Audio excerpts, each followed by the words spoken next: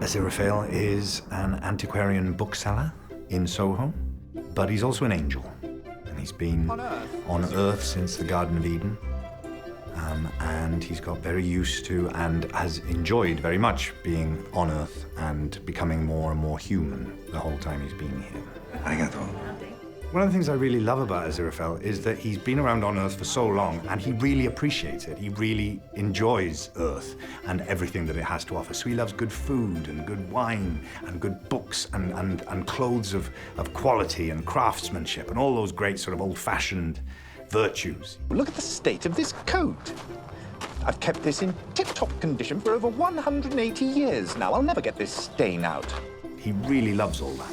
And I think that he has a particular appreciation for vintage things and aged things. So to work in a bookshop, to have his own bookshop and to have rare antique books is such a perfect thing for him. Even his clothes that he wears, I really love the idea of, in the book, Neil and Terry say that Aziraphale buys his clothes, whereas Crawley just sort of manifests them on himself. And so I like that about Aziraphale. That gave me a sort of little key to him. Tartan collar, really? Tartan is stylish. He has picked things up over the years that he really likes, and he keeps them rather than buying new clothes. He loves the idea of keeping really good quality things that he's picked up over the century. And so, if you look at what he wears, there are things that you notice are from the Victorian era or even older, you know. And so it's quite worn, but it's like a beautiful old faded sofa or something. I like that comfortable feeling about him. Nice suit. Yes, I like the clothes. Pity they won't be around much longer. They won't?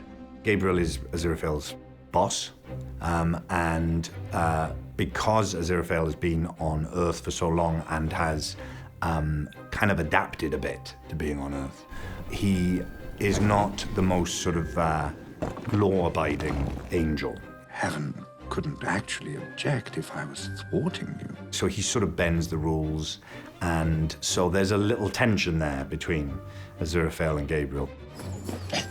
It's me. I know it's you, Aziraphale. Oh, yes, right. Gabriel is kind of is God's right-hand man. He's kind of the boss that everybody hates having. He's sort of overly officious. Lay it on us. Takes himself a little too seriously. Doesn't really listen that well. It doesn't have to be a war. Of course there does. Otherwise, how would we win it? And really wants to stick to the plan, even though the plan has gone completely sideways. There's a lot happening. All good. All good?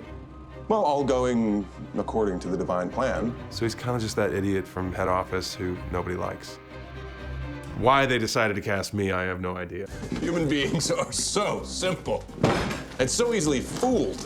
Yes, good job. You fooled them all. The dynamic between Gabriel and Aziraphale it's a boss-worker relationship. Gabriel wants everything to run by the book, and the book in this case has been written over 4,000 years ago, and it's a book that we're all fairly familiar with. Last great battle between heaven and hell.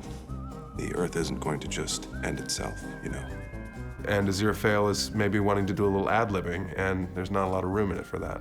Wrap up whatever you need to wrap up down here, report back to active service, and lose the gut. Aziraphale has sort of become much more human than all the other angels, and I think Gabriel senses that and just thinks that Aziraphale's not really doing his job properly, without necessarily knowing why to begin with. Even if this all ends up in a puddle of burning goo, we can go off together. Go off together? Aziraphale loves Crowley, even though they're kind of supposedly enemies. I don't even like you. You do. His nature is to love. So for all that Crawley maybe annoys him or irritates him or gets in the way of what he thinks or disagrees with him, underneath it all, he can't help but love him. And that's an interesting kind of dynamic for me to play as well. It might work. Well, I'll be damned. It's not that bad when you get used to it.